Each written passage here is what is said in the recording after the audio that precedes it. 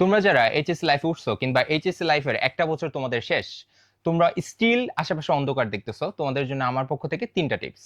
প্রথমত, তুমি অনলাইন বা অফলাইন যেখানেই ক্লাস করো না কেন, সবচেয়ে ইম্পর্টেন্ট যে বিষয়টা সেটা হচ্ছে তুমি নিজেকে সময় দাও।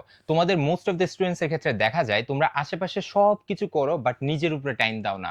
সো আজকে থেকে মাথা ফিক্স রাখো যে না ভাইয়া, এই পাশে হোক এই পাশে হোক, আমি যে যাই কিছু পড়ি না কেন, আমি নিজে যাতে আমার টেবিলে অ্যাটলিস্ট 6 ঘন্টা সময় দিতে পারি।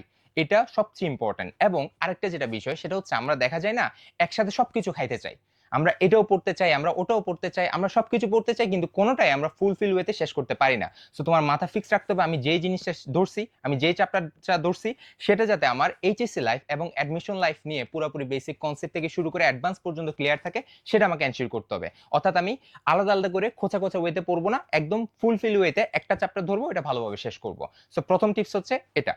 সেকেন্ড যে বিষয়টা সেটা হচ্ছে, আচ্ছা আমরা কি কেউ এইচএসসি লাইফে জাস্ট এ প্লাস পাওয়ার জন্য পড়াশোনা করি? অবশ্যই না।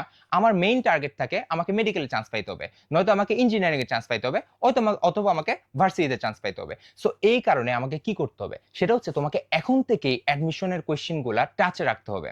সেটা যদি তুমি ইঞ্জিনিয়ারিং এ হও, তোমার টাইপগুলো এখন থেকে জানতে হবে যে ইঞ্জিনিয়ারিং এ কি টাইপের কোয়েশ্চেন আসে। দেখো চ্যাপ্টার কিন্তু সেম, বাট কোয়েশ্চেন কিন্তু প্যাটার্ন ডিফারেন্ট থাকে। তুমি যদি মেডিকেলে দিতে চাও, তোমাকে কোয়েশ্চেন সম্পর্কে আইডিয়া রাখতে হবে যে না, মেডিকেলে কোয়েশ্চেন কিরকম আসে।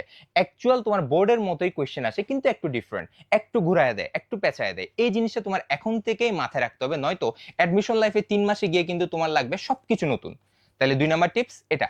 3 নাম্বার, এবং যেটা সবচেয়ে ইম্পর্টেন্ট, সেটা হচ্ছে একাডেমিক লাইফে আমরা একাডেমিক ওয়েতে আমরা অ্যাডমিশন নিয়ে অনেক বেশি ভাবতে ভাবতে আমরা এইচএসসি তে যে আমাকে বেসিক এ প্লাস পাওয়া লাগবে, আমরা এটা নিয়ে ভাবি না। এবং এই জিনিসটা আমরা তখনই রিয়েলাইজ করি যখন আমার সময় খুবই অল্প। এবং এই কারণে তোমাদের জন্য অনেক বেশি হেল্পফুল হতে পারে আমাদের কিউএনএ সাজেশন এই বইটা, এবং এটা কিন্তু আমাদের one of the most selling books QNA তে। এখন এটা তোমরা কিভাবে পড়বা এবং এখানে কি আছে? এখানে প্রত্যেকটা চ্যাপ্টারের প্রত্যেকটা বইয়ের একদম টপিক ওয়াইজ কোন কোন জিনিসটা তুমি পড়লে তুমি এইচএসসি তে মাস্ট এ প্লাস এনশিওর করতে পারবা, এই জিনিসটা তুমি এই বইয়ের মধ্যে পাবা। অর্থাৎ আমি যদি তোমাকে বইটা একটু দেখাই, এই যে দেখো ম্যাথের মধ্যে প্রত্যেকটা টাইপ ওয়াইজ কিন্তু এখানে ম্যাথ দেয়া আছে, প্রত্যেকটা চ্যাপ্টার ওয়াইজ। ইভেন যদি বায়োলজি বলি, বায়োলজির প্রত্যেকটা ছক, বায়োলজির প্রত্যেকটা জায়গায় কি কি চিত্র দেয়া লাগবে, সবকিছু কিন্তু তুমি এই বইয়ের মধ্যে পেয়ে যাচ্ছ। অর্থাৎ এইচএসসির সায়েন্সের যতগুলো সাবজেক্ট আছে সবকিছু কিন্তু তোমরা এই ছোট জায়গার মধ্যে শেষ করে ফেলতে পারবা এবং একটা ফুল ধারণা পেতে পারবা, যেটা দিয়ে তোমরা 80 থেকে 85% মার্কস ইজিলি এনশিওর করতে পারবা প্রত্যেকটা সাবজেক্টে। সো কমেন্ট কিংবা ডেসক্রিপশন বক্সে দেওয়া লিংক চেক করো এবং কয়েকটা ডেমো পেজ চেক করো।